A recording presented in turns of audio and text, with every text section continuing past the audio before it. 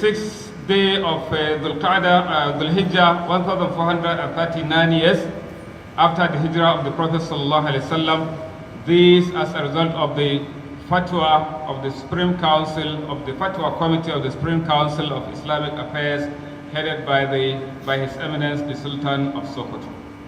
It is the 17th day of August 2018.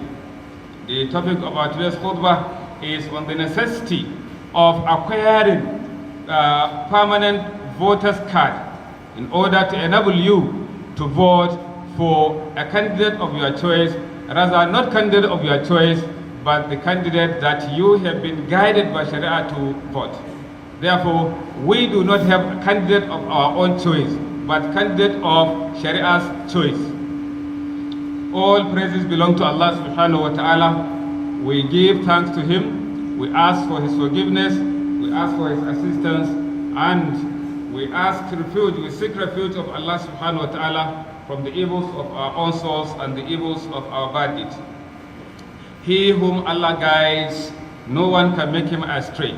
And he who is made astray by Allah the Most High, no one can provide a way for guidance to him. We also bear witness that Prophet Muhammad sallallahu alaihi wasallam is his servant and his messenger.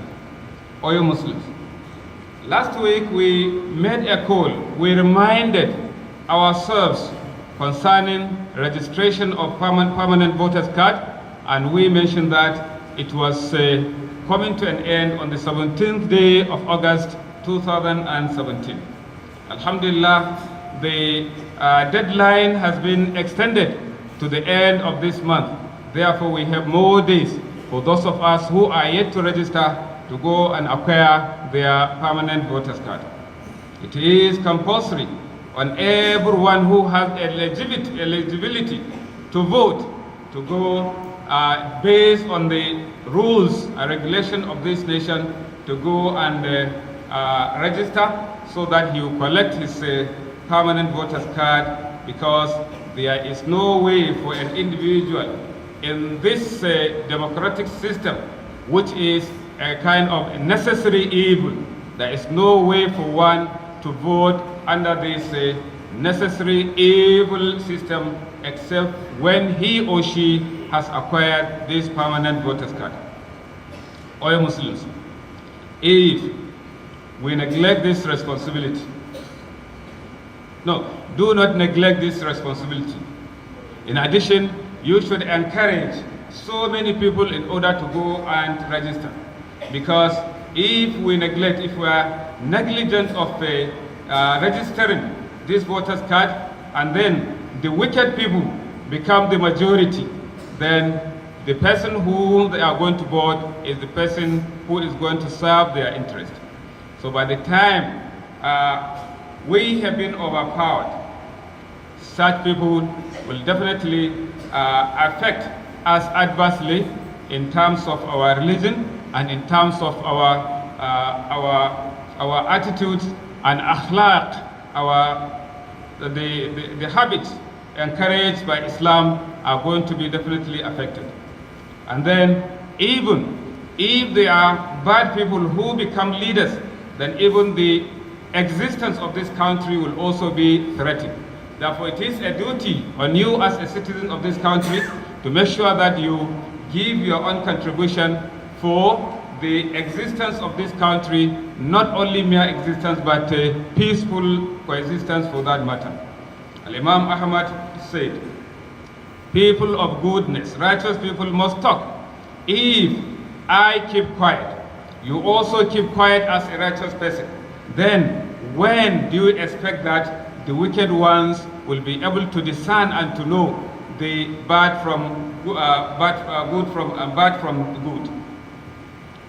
Another thing that indicates the necessity of this registration is an Islamic principle that made it compulsory on every one of us and all individuals to command others with goodness and to discourage others from doing bad according to our ability, our individual ability. The Prophet ﷺ was reported to have said, whosoever amongst you come across a munkar, a bad deed being done by an individual or by some people, then let him change that bad deed with his hand by force. If he does not have that power of changing it by force, then let him use his tongue to talk and discourage that bad deed that is being done by such people. And if he cannot do that, then he should feel bad in his heart that bad deed is being done, but he has no means of changing it by force and no means of talking against it.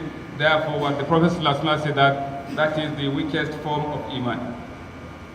Therefore, whosoever has the means and ability of changing bad deed or reducing it to a minimal level, either through election or through any other deed, then he refuses to do that, then he is as good as someone who encouraged that bad deed, and he also participates actively in that bad deed.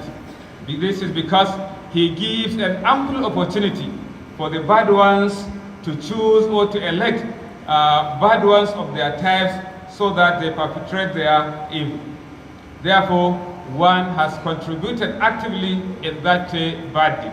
Therefore, if you have the means of blocking evil, then you should block it, even if it is through voting the good people.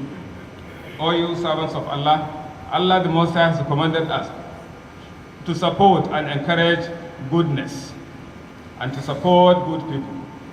Allah the Most High also encourages us to discourage bad deeds and to block ways leading to evil deeds.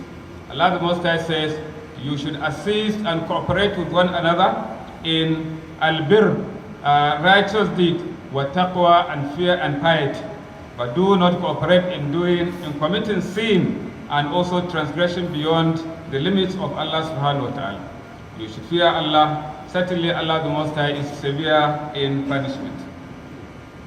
Therefore, if you acquire your voter's card, and it happens that there are two candidates, both of them are righteous people, they are good people, then your responsibility is to vote for whom is better among the two. The better one among the two, despite that they are good. Then, if it happens that it is a righteous person and also a wicked person contesting for a particular post, then you should vote for the good person. Then if unfortunately it happens to be both candidates are wicked, then what you should do is to look at who is at least better among the two. This one, his wickedness is so severe. His enmity to you, to your religion, to your way of life is so severe. Then you should vote for the person who has least of wickedness among them.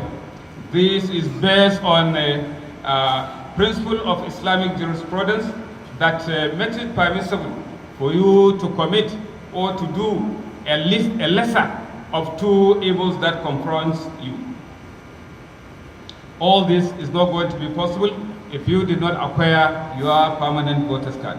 We are also encouraging and calling on those people who have already registered, but they are yet to collect their PVC, to rush and collect them, because according to INEC, nationwide, there are 7 million voters cards that are yet to be collected. That is in the past 6 months.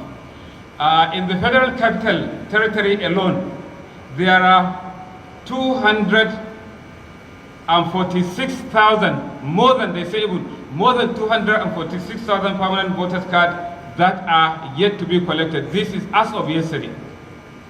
And if you are to ask, or if you are to make an investigation, who are those people who did not collect, you do not need to answer, you know who are the people. O you servants of Allah, scholars, contemporary scholars have discussed and talked on the issue of voting or election.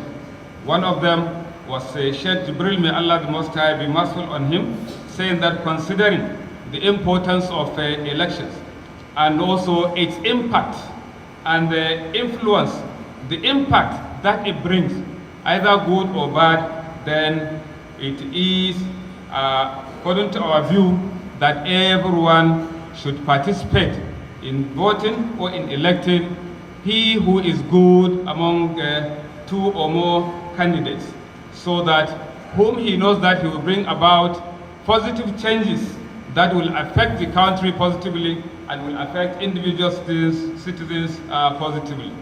Another Sheikh Barak, may Allah subhanahu wa ta'ala preserve him, said that if people are invited to vote, then it is expected of someone who is a student of knowledge and all those who are good people to vote for those people who are good in the, so that they will make better our affairs of this world and the hereafter. Because this is also a way to block the chances of the wicked ones. However, if we do not, or if we didn't do that, and we give the ignorant ones, the wicked ones, a chance, they will definitely vote those who are going to serve their interest, and all of us will suffer it. Allah the Most High says, you should fear Allah the Most High according to your ability. He also says that whosoever do an atom weight of a righteous deed, he will see its reward. Whosoever also commit an atom weight of evil, he will also have the record of that his sins. May the peace and blessings of Allah be upon our messenger Muhammad sallallahu alaihi wasallam, the leader of Allah's messenger, and also the qudwa, the emulation, whom every mu'min should emulate. O you Muslims, congratulations to each and every one of us that we are witnessing some special days this time around. We are witnessing ahead of us the day of Arafah, the day in which Satan will be greatly disappointed and will be greatly confused because of the mercy of Allah that descends to the servants of Allah in this world. It is a day of dua, supplications. You should ask Allah the Most High all you want of the goodness of this world and the hereafter. It is also a day in which servants of Allah, their heart become soft concerning the issue of Tawheed, oneness of Allah subhanahu wa ta'ala, and worshipping Him. The Prophet ﷺ was reported to have said that the best form of dua is the one offered on the day of Arafah, and the best that I have mentioned, me and the messengers who came before me, is La ilaha illallah wahdahu la sharika lahu. It is a day of fasting and a day of forgiveness of sins, just as it was reported from the Prophet ﷺ that fasting on the day of Arafah, Allah the Most High expiates the sin of the previous year and the sin of the year that is ahead.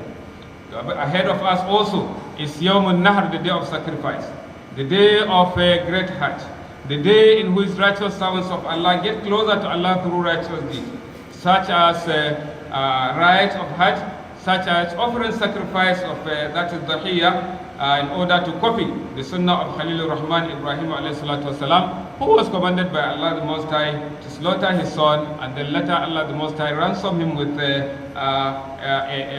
sacrificial animal. The Prophet ﷺ also have carried out this act of worship. He slaughtered 2 rams. He said one of the rams on behalf of himself and on behalf of his family, and the other one on behalf of those who are unable to offer sacrifice among his ummah on the day of sacrifice. We ask Allah subhanahu wa ta'ala to forgive our shortcomings, to make better the situation of this country, and also to make us to get through the challenges, either security or political or whatever economic or whatever challenge this country is facing. We should dedicate our time, especially on the day of Arafah, in order to supplicate, to worship Allah subhanahu wa ta'ala. And if you have a means of setting aside that day for nothing but supplications, recitation of the Quran, you can do that. It is good. May Allah the Most High accept from us. Assalamu alaikum wa rahmatullahi wa barakatuh.